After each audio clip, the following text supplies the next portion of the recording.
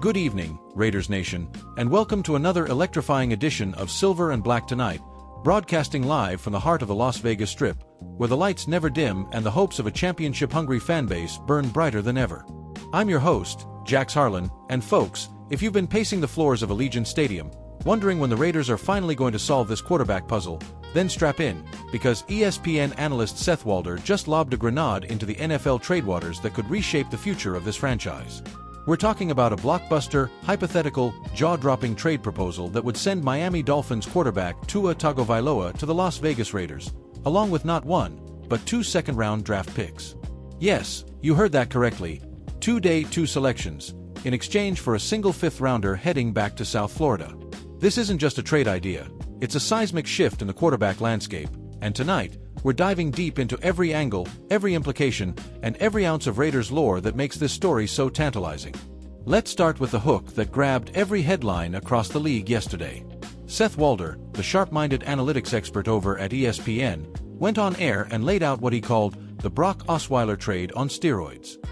For those who might not remember, back in 2016, the Houston Texans traded a second-round pick to the Cleveland Browns just to take on Osweiler's bloated contract and help Cleveland shed cap space.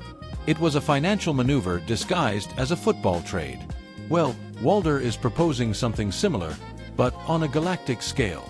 The Dolphins, strapped with salary cap constraints and growing frustration around Tua Tagovailoa's inconsistent play and injury history, would ship their franchise quarterback, yes, the same Tua who was the 5th overall pick in the 2020 draft out of Alabama, to Las Vegas. In return, the Raiders send back a 2027 fifth-round pick, nothing more. But Miami sweetens the pot by including their own 2026 second-rounder and 2027 second-rounder. It's essentially the Dolphins paying the Raiders to take Tua off their hands, freeing up cap space for a rebuild while giving Las Vegas a proven arm and valuable draft capital. Now, let's break this down step by step, because this isn't just fantasy football. This has real numbers, real strategy, and real consequences for a Raiders team that's 2-5 through 7 games and desperately searching for stability under center. First, the financials. The Raiders, thanks to smart cap management and a few painful restructures in recent years, are projected to have over $103 million in cap space in 2026 and a whopping $174 million in 2027. That's elite flexibility, the kind that lets you absorb big contracts without blinking. Tua's deal? It's hefty, about $70 million guaranteed through 2026 if the trade happens soon. But spread out over those 2 years, and with the Raiders' cap room, it's manageable. Walder points out that even if Tua never throws a pass in silver and black, the trade is a win because those 2 second-round picks can be used to draft young talent, trade up, or package for a future star. It's resource efficiency at its finest. But let's talk football, because at the end of the day, this is about wins and losses, not just spreadsheets. The Raiders' current quarterback situation is, well, let's call it fluid. Geno Smith, brought in by head coach Pete Carroll, his old Seattle protege, has shown flashes of brilliance, those deep bombs to Davante Adams that make you remember why Adams is a future Hall of Famer. But Geno also leads the league in interceptions with 10 in just 7 games. That's tied with, guess who? Tua Tagovailoa himself, who has thrown 10 picks down in Miami. Imagine the quarterback room, 2 guys tied for the NFL lead in giveaways. It sounds chaotic, but in a weird way, it could spark competition. Picture Tua, healthy and motivated in a new environment, battling Geno for the starting job. Or better yet, Tua stepping in as the clear starter, reuniting with his Alabama precision while Carroll installs a run-heavy, play-action scheme that protects the quarterback and leans on Max Crosby's relentless pass rush. Speaking of Max Crosby, let's pause here to celebrate one of the true cornerstones of this franchise. The man they call the Condor is in his 7th season, still only 28 years old, and already closing in on 50 career sacks.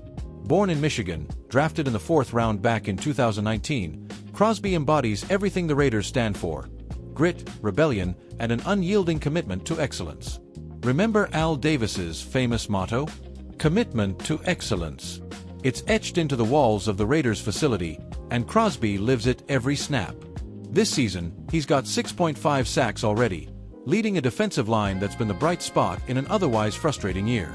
If Tua comes to town, that defense becomes even more valuable, because a ball control offense with Brock Bowers, the rookie tight end who's already breaking records, and Jacoby Myers as a reliable possession receiver could keep Crosby and the boys fresh for fourth-quarter dominance.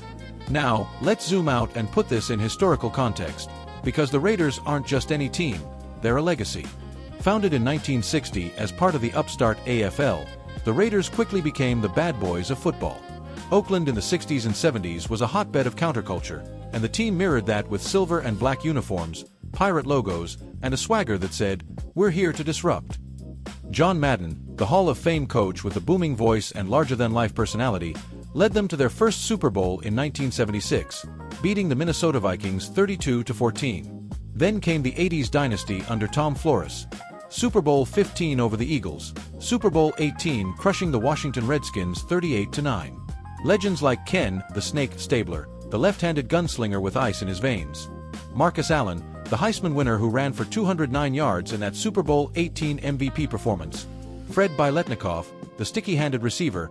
Ted Hendricks, the Mad Stork linebacker. And don't forget the move to Los Angeles in 1982, where they won that third title, before returning to Oakland in 1995, and now, since 2020, calling Las Vegas home in the $1.9 billion Allegiant Stadium, affectionately known as the Death Star for its sleek black exterior and glowing torch. That history matters because quarterback instability has haunted this franchise for decades. Since Rich Gannon led them to the Super Bowl in 2002, it's been a carousel. Kerry Collins, Andrew Walter, Jamarcus Russell, the infamous 2007 number 1 pick who flamed out spectacularly. Jason Campbell, Carson Palmer, Derek Carr, who holds most franchise passing records but never quite got over the playoff hump. Now, Aiden O'Connell showed promise last year as an undrafted rookie, but with Geno struggling, the front office, led by general manager Tom Telesco and Coach Carroll, knows they need a long-term answer. The 2026 draft is loaded at quarterback. Scouts are raving about prospects like Arch Manning's successor at Texas or whoever emerges from the SEC powerhouse programs. With the Raiders on pace for a top 5 pick, they could select their guy. But why wait when you can acquire a 27-year-old former Pro Bowler in Tua, plus extra picks to build around him? Let's hear some fictional but realistic voices in the room. Imagine Max Crosby, post-practice, towel around his neck, talking to reporters. "Man, bringing in Tua? That's competition. That's what makes us better. Geno's my guy, but if Tua comes in throwing darts like he did in 2020 when he was lighting up the league, watch out. We're talking playoff push." Or head coach Pete Carroll, with that trademark enthusiasm, "I've always believed in quarterbacks who can extend plays and make smart decisions. Tua's got that lefty magic, and with our cap space, why not take a swing?" But right now, my focus is on Geno and getting this offense clicking with Luke Getsy calling plays. Getsy, by the way, the offensive coordinator, might be on the hot seat if things don't turn around. Whispers are that Carroll could look to upgrade there before the trade deadline, maybe bringing in a familiar face from Seattle. Fan reaction. Raiders Nation is buzzing. Picture Maria Gonzalez, a lifelong fan from East Los Angeles who followed the team through the LA years. "We've been through so many QBs, it's exhausting. But Tua with Devontae? That's scary. And those picks mean we can draft a lineman or a corner to pair with Jack Jones. Just win, baby." Or take trivia night at a Vegas sports bar. Did you know the Raiders' rivalry with the Kansas City Chiefs dates back to 1960, with over 120 meetings, the most lopsided being that 1969 playoff game where the Chiefs won 17-7 en route to Super Bowl IV? Or that Charles Woodson, the 1998 number 4 pick, won a Heisman at Michigan and a Super Bowl with the Packers, but returned to Oakland in 2013 and mentored a young defense? Connections like that make the Raiders more than a team. They're a culture. Tactically, how would Tua fit? Miami runs a speed-based, spread offense under Mike McDaniel, heavy on pre-snap motion and quick throws. Tua's accuracy on slants and outs is elite. His completion percentage hovered around 67% in his healthy seasons. But injuries, concussions specifically, have derailed him. 3 in 2022 alone. The Raiders' medical staff would need to clear him, and Carroll's conservative approach to quarterback health, think Russell Wilson's protection in Seattle, could help. Pair Tua with running back Zamir White, who's averaging 4.2 yards per carry, and suddenly you're controlling the clock, keeping Patrick Mahomes and Justin Herbert off the field in divisional games. Statistically, compare this to past Raiders trades. In 2018, they sent a 3rd and 5th to Pittsburgh for Antonio Brown, a move that flopped due to off-field issues. or 2011, when they gave up a first and second for Carson Palmer, who went 8-16 as a starter. This Tua deal, if it happened, would be different.